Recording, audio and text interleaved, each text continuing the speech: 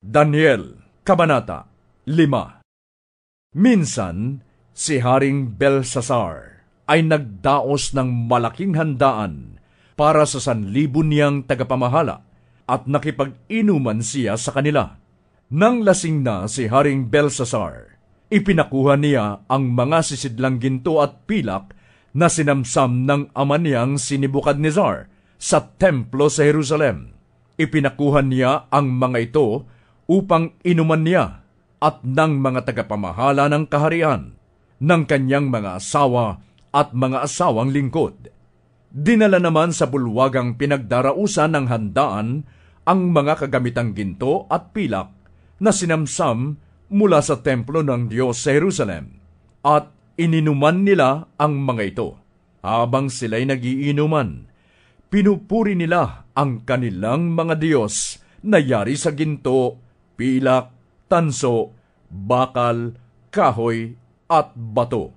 Walang ano-ano'y lumitaw ang isang kamay ng tao at sumulat ito sa pader ng palasyo sa tapat ng lalagyan ng ilawan. Nakita ito ng hari. Namutla siya. Nangatog ang mga tuhod at nalugmok sa matinding takot. Sumigaw siya, "Dalhin dito ang mga engkantador, mga astrologo at mga manghuhula." Sinabi niya sa mga ito, "Sino mang makabasa at makapagpaliwanag sa nakasulat na ito, ay bibihisan ko ng damit na kulay ube, kukwintasan ko ng ginto, at gagawin kong 3 sa kapangyarihan sa buong kaharian." Dumating lahat ang mga tagapayo ng hari, ngunit isa may walang makabasa o makapagpaliwanag sa kahulugan ng nakasulat sa pader. Lalong nabagabag at namutla ang hari. Litong-lito naman ang kanyang mga tagapamahala. Ang inang reyna ni Haring Belsasar ay pumasok sa bulwagan nang marinig niya ang pag-uusap ng anak niyang hari at ng mga tagapamahala nito. Sinabi niya, "Mabuhay ang anak kong hari. Huwag kang mabagabag at mamutla sa takot. Sa kaharian mo ay may isang taong kinakasihan ng espiritu ng mga banal na Diyos. Noong panahon ng iyong amang si Nebukadnezar, nagpakita siya ng pambihirang katalinuhan, tulad ng katalinuhan ng mga Diyos. Ang lalaking iyon ay hinirang noon ng iyong ama bilang pinuno ng mga salamangkero, mga enkantador, mga nakikipag-usap sa mga espiritu, at mga astrologo dahil sa pambihira niyang talino sa pagpapaliwanag ng mga panaginip at ng mga palaisipan at paglutas ng mabibigat na suliranin.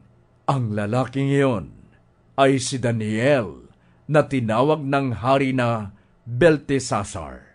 Ipatawag mo siya at ipapaliwanag niya ito sa iyo." Iniharap nga si Daniel sa hari.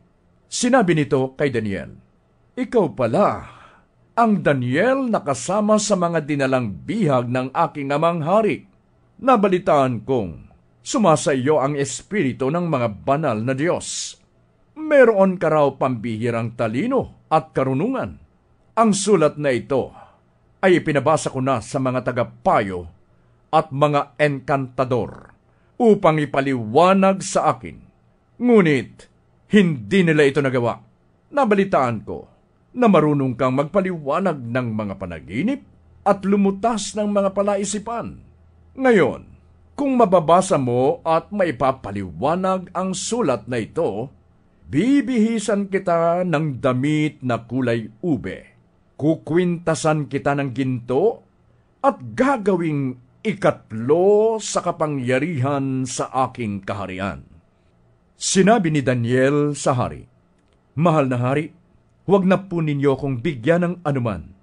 Ibigay na lang po ninyo sa iba ang sinasabi ninyong gantimpala. Babasahin ko na lamang po at ipapaliwanag ang nakasulat.